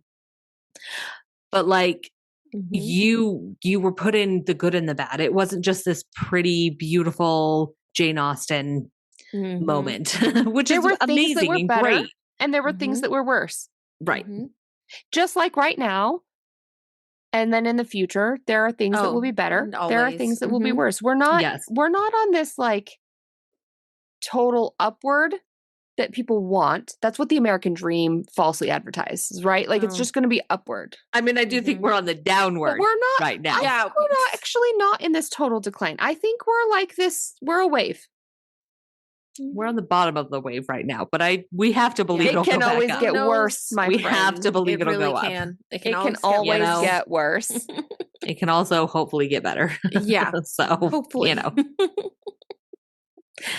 Oh, fantastic! All right. Well, there's my psych. Yeah, I love it. Okay, now question: when you watched this movie, did you read what was happening as there are witches? And the witches are coming to do this to the family?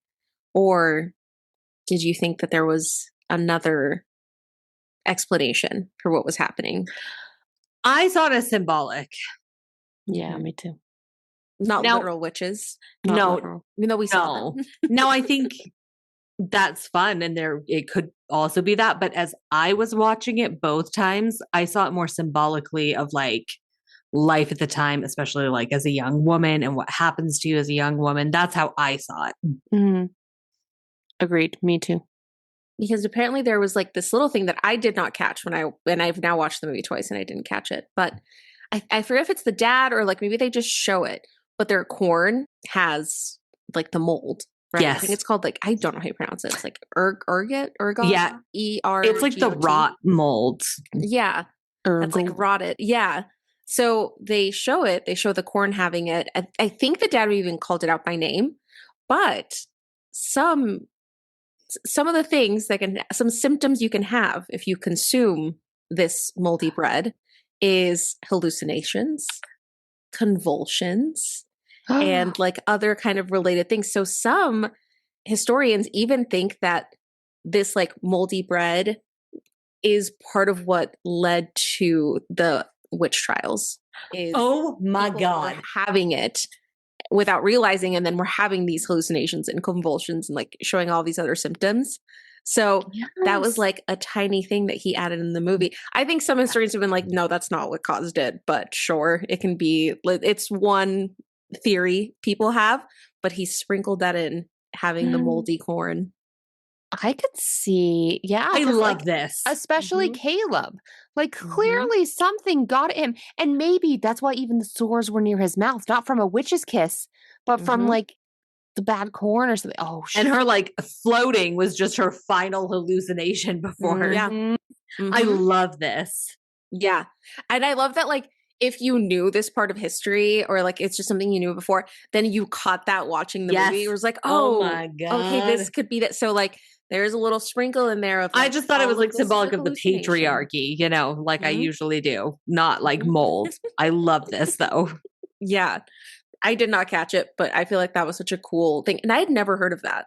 This like moldy bread leading to the witch trials. Well, I hadn't heard of it leading to the witch trials, but I had heard of like moldy crops and like what that could do, because you don't always necessarily see it, because corn back then wasn't like the yellow corn we have now. It was almost always a lot darker, like and so you wouldn't necessarily see it.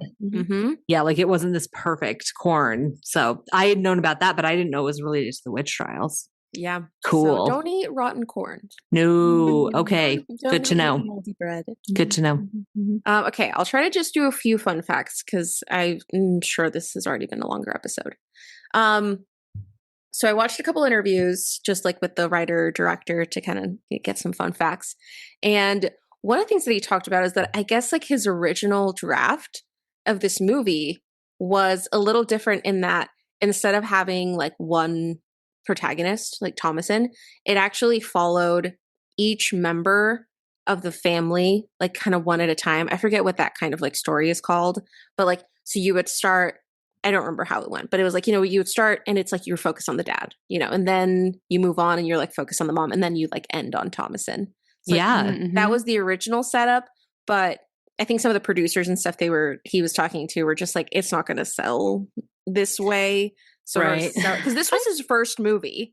Really? Yeah. Talk about just like knocking it out of the park. Oh my gosh. So part of it was just like to sell it. That's when it became this like protagonist, like focused more on Thomasin. I think it took like 5 years to get them to actually make the movie. Wow. So it took some time, but that was like the original draft, which like, and he mentioned in the interview that like, you can kind of see that. And like, I feel like I can kind of see that, like, maybe that was the idea he had where you kind of like focus in. Yeah. A couple different characters. Obviously that's not how it was told ultimately, but I saw a sprinkle of that. No, but once you were saying it, I do feel like we got little snippets of seeing it from the dad's perspective, the mom's perspective, even the twins' perspective, and Caleb's. Like, they did a really good job of getting at that, even without being given the go ahead to do it fully. Yeah, I agree. That's very interesting. That is a fun fact. That is a fun fact. Yeah.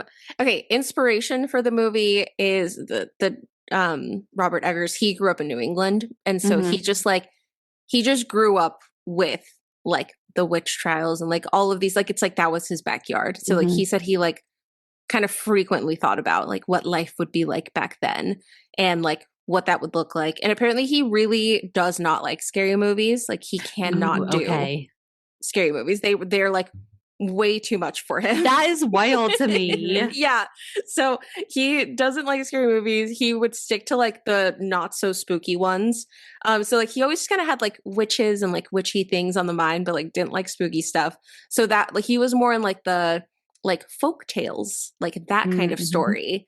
And that's where like more of the inspiration was. He did say he watched like The Shining a lot to also just like study it, to be like, what makes this such a good movie. So that was part of an inspiration for sure.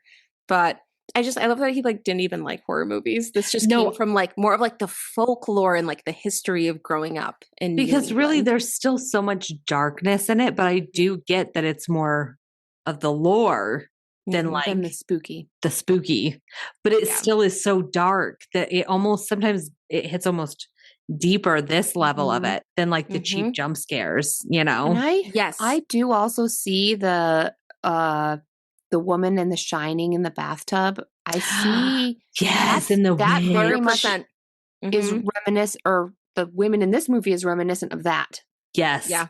So I can see that inspiration. After he said, like, after I heard him talk about how he watched The Shining a lot, I was like, oh, yes, I see. I didn't even think of that. But see, to me, that's taking inspiration well without copying. And making it your own. Yeah, like after I was like, oh, of course The Shining was inspiration. 100%. Totally. From that. But like, it wasn't just like a straight copy. Okay, so I watched probably 3 to 4 interviews with the director, you know, just to, you know, see what he like had to say about the movie. In every single interview, there was one thing that he talked about. It always came up. And it was the goat that played Black Phillip. Okay. Apparently goats are very difficult to work with and do not like to be trained. Because they're the devil. So the hare, the raven, the horse, one take, pros, well-trained animals. Goats, you cannot train a goat. He said you would never use a goat again because they were so difficult to work with. Apparently, the goat hated the actor that played the dad. So he sent him to the emergency room 3 times because he kept goring the actor. My gosh. Like we saw right before he fell into the woods. It's because he's a method actor, like, you guys. You can't blame him, okay? No, yeah. So he's just a method actor. There was just some real commitment there from the actor that played Black Phillip. And like, I think originally they were even going to have like multiple goats, you know, to help play the role of Black Phillip. And like, it just didn't work out. So there's one goat. His real name is Charlie. And he was a real asshole. So he either was like, wouldn't refuse to do anything, like would just chill, or it's like, no, I'm going to sit here. Or he would attack. I love this. Amazing. I love this fact. I love this. He's a method actor. Yeah. So Charlie, the goat that played Black Phillip, was just really committed. Incredible. I mean, props to the actor for like continuing to put himself in that situation. Like after once, it's like, okay, but after twice and he still did it. And then 3 times and he still went back. Like, good for him. That's dedication to your craft. Yeah, you know, the third goring, you know, I'd really start to question. I might be like, I don't know. Can we get a different goat in here? Like, and they shot it quickly. Like they shot this movie in 25 days. So that's 3 ER when visits. I hear that, I don't understand. How do you get gored 3 times in 25 days? Whenever I hear that, I'm like, I don't, because like, listen, as someone that edits the podcast and edits our social media, a 25-second clip will take me 3.5 hours. And so when I'm watching a movie, I was actually telling Laura, like, I would love to take like an editing class, like a film editing class, to see, because I often think like, how the fork do they do? How much raw hours of footage do they have? So when I hear such a short time like that, I'm like, I don't understand how they do that. But they also have a team of people where you're just doing it all by yourself. So. Well, no, and it's I should not compare myself to editing a major motion picture film. That's not what I'm saying. I'm just you're saying, also like, dealing with amateur actors. Podcasters. So we say a lot of That's true. stupid shit that you have to cut true. out. We have a lot of Yeah, we're Sorry. working on it. We're working Sorry. on it. No, I also just go all the time, which I'm like, I've never done cocaine in my life, but every time I edit our things, I'm like, It's like, no, these mics really catch everything, every little sound, every little breath. Amazing. But yeah, 25 days, 3 ER visits. Every single interview I listened to, he talks about his disappointment with this goat. I kind of love that, though. Like, I kind of love that. Damn it, Charlie. Charlie. Damn it, Charlie, get it together. Again. The film was not shot in New England. He wanted it to be, but I'm assuming just for costs. It was actually shot in Canada.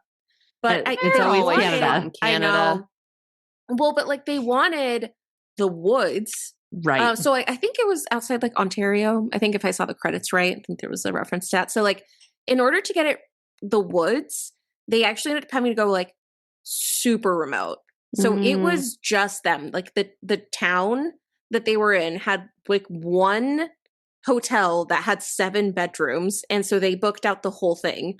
And like that was it for 25 days. So wow. Like especially the actors, it was like, well, it kind of helped them get into the character because they truly were together remote out also, there. that's probably cool. what helps them do it in 25 days because they were like, get us the fuck out of here. Right. Yeah. We gotta go. Like, that's kind of cool though. Because like I'll hear of that, of like films where directors now intentionally try to keep the cast together because that they have to put in effort for that. Like that's what they want to achieve, but they have to do a lot of work for that. So I think that makes sense that like they would bond quickly, you know? Yeah. Okay, my last fun fact I have is that, like I mentioned, this was Robert Eggers' first movie. He was the writer, the director for it. People loved it. Obviously, it did well. But some notable people that reached out to him after seeing it were Robert Pattinson, Willem Dafoe, and Bill Skarsgård. All reached out and said, okay, like, what are you doing next? Because, like, I want to work with you. Like, they saw it and they were like, please put me in your next one. And so, obviously, Robert Pattinson, Willem Dafoe would go on to be in The Lighthouse, which another insane movie. Yes. I have not seen that. Oh, it's insane. Oh, I have not seen that. We might have to add it. Is it scary? I don't know if I'm ready for that. See, but it's scary, but not in his way. But I like doing those films because horror is interpretive. Yeah. So okay, maybe we should do that one. And then Bill Skarsgård was in Nosferatu. Yes. Like just came out. Oh, so, and William Dafoe. And William Dafoe. I think, was in a few of them. So it worked out. I love that all three were like, yes, absolutely. And honestly, I feel like those 3 actors, they matched those roles really well. Like that. Can you imagine? Like, I just think of that and I'm like, you know, you put your heart and soul in something. We're waiting for that for Spooky Sips any day now, Robert Pattinson, if you're out there. Oh my God. But like, you know I'm a Twihard, even though I know you hate Twilight, Robert Pattinson. Like, just what that would be like to like be contacted by the actual like ones in the industry. Oh, amazing. That would be crazy. Someday, ladies, we're going to get somebody. Any day now, William Dafoe. If you're out there, we're waiting for you to be on our podcast.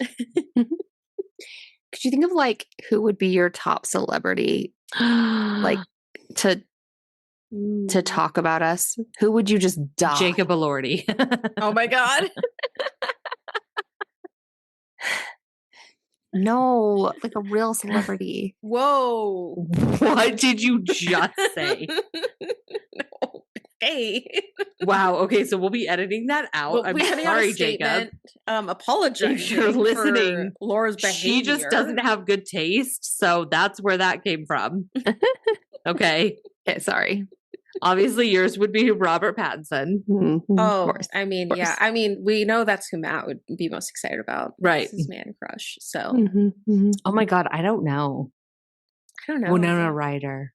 Oh. Ooh. Yeah. I mean, honestly, I think Tom Hanks would be amazing. Oh my gosh. For He's sure. just like, Has he ever done a horror? He's probably never done a horror. Tom, if you want to do a horror, come to us for Have you ideas. ever done a horror movie? I don't know. It doesn't seem like his. We'll have to do some research. Okay, Mhm. next time on Spooky Sips, we will be watching Mhm. whatever Tom Hanks. A League of Their Own. If he's been in a scary movie.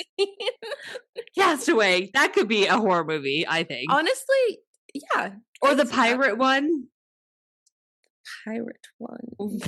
Like I'm the captain actual now. pirate. Yeah, what was that called? Captain something? What was that called? He was amazing in that. Mm-hmm. You know where like the pirates. No, I know over it. the I ship? know it. I just can't think of the name of Welcome it. to our Tom Hanks podcast. Castaway plus pirates is what it was. Wow, we're just really on it, you guys. This is our second of our double feature. I'm tired. Okay, so anyways, next time on Wait, we didn't give our rating. Oh, rating. Hang on. I need the rewind sound. So here on Spooky Sips, we don't give stars. We give ratings. So out of what? We give ratings. I'm tired. Get out of here. You need the alliteration. I've been awake since 4:15. I'm very tired. Okay. Here on Spooky Sips, we don't give stars. We give sips. So out of 5 sips, what are you giving this movie? Okay, I'll go. Okay. Mm-hmm. I really liked this movie. It was beautiful. It was interesting. But I do feel like it missed, to me, like the spooky vibes. Like the scary spooky vibes. Yeah. No, I can. No, right. I It get wasn't that, like actually. Yeah. Right. Well, and not even. Yeah, I mean, it was scary in its own different way, but yeah, that like no that jumpy spookiness. scares. Yeah, Right. just it was a slightly different. So like as a general movie, yes, I loved it. As a horror movie, yes, I loved it, but it wasn't like, wow, bam, gotta watch it again. I'm gonna remember forever. It wasn't like that to me. So I recommend it for sure. It's a must watch, but I can't go above a 3.5. 3.5. Okay. So it's a solid, very good, but I can't give it more than that. Yeah. Okay, so here's where I'm at. I was cleaning out my book collection recently, and part of the thing that I discovered is like, I keep certain books because I'm like, this should be in your library. Mm-hmm. Like I one day want to have someone be like, wow, look at this book you have in your library, you know? And so I think of horror movies the same way, where like I have a certain set of movies that I'm like, these are my standards that I give you for this kind of horror. And for me, this is a very high standard for this type of horror. Now, if I compare that to other types of horror, maybe it is a little below there. So I'm going to go with a 4 because I really loved it. I loved watching it. I loved talking about it. This is one of those ones where like, I love talking about it. And I also think like, if you say that you're into horror, you got to add this to your list. Yeah. Yeah. No, I think, I was thinking right along the same lines where it's like, for me too, it's like the spookiness is what I like in a movie. Like I need a little bit more spooky than what this movie gave, but that's absolutely just personal preference. I really like this movie. I watched it 10 years ago, apparently, and then didn't watch it again, but I remember liking it the whole time. Like this was one that I think about as like having enjoyed it. Like I remember it positively, you know, for the last 10 years. So I think I'm also thinking of 4 because like, I don't know if I can give it less than that. I really liked it. I can't believe it's an hour and a half. That was like actually like when I put it up and it had the time, I was like, wait, like how? Like everything that happens, how do you squeeze that in? Because sometimes I have bad horrors where I'm like, oh my God, I got to an hour and a half and it was done. And I was like, that felt so long. This was the opposite. Yeah. No, yeah. That where it's like the how did that all fit into here because there's so much happening. Yep. So it was good. I like talking about it. I feel like it's fun for like that folk style. Yes, Where exactly. he puts you into a world and you're just fully There. I believed it. Like I believed nothing really took me out of it. It's like, obviously that wouldn't have happened in the 16. Yes. Like I believed it the entire time. And Yeah. I think there has to be a lot of points for that. And a new thing that I'm realizing is a new parameter for me is like, I didn't pick up my phone the whole time. Like I was just in it. I just was watching and like engaged. Mm-hmm. So a new thing for me was I've never drank goat's milk before. And this movie got me to do that. That was a new thing for you. Your new favorite cocktail. That was good. I'm telling you. I'm excited to try it. You know, Good. Who knew? Yeah. Mm-hmm. All right. Well, you guys, it's December. It's Christmas. And here on Spooky Sips, that means we got to find a new, amazing Christmas horror for you. We sure and do. This time, we're doing a horror slasher. Because we haven't done a slasher in a minute. We've had some good Christmas movies, though. Yeah. I mean, if you've been around, like, you know, our very first Christmas back from 22 was Better Watch Out. And that one blew our socks off. Movies. It's actually one of my favorites. It's so good. So if you want first, go catch up in our previous 3. Because we've had, this will be our 4th. So go catch up with all the oldies. Yep. And then we're going to watch Silent Night. Deadly Night. Deadly Night. Oh, that Violent Night was last year. It was last year. Okay. Yeah. Let's try that again. We're going to watch Silent Night, Deadly Night. It's from 1984 because there is a new one. Yes. But that's not it. We're going old school. 1984. That's the one you want. So if you haven't seen it, get watching, get sipping, and put on your best Christmas sweater because that's what we'll be wearing. Okay, bye. Thank you for listening to Spooky Sips. If you enjoyed this episode, don't forget to rate, review, and subscribe wherever you're listening. To stay up to date on all the spooky things we're up to, follow us on Facebook and Instagram at spookysips_podcast. And if you want to help support the podcast, consider buying us a coffee or really a cocktail. We are completely independent, so every little bit goes a long way to keeping our podcast running and improving. Thanks again for listening, and we'll see you in 2 weeks.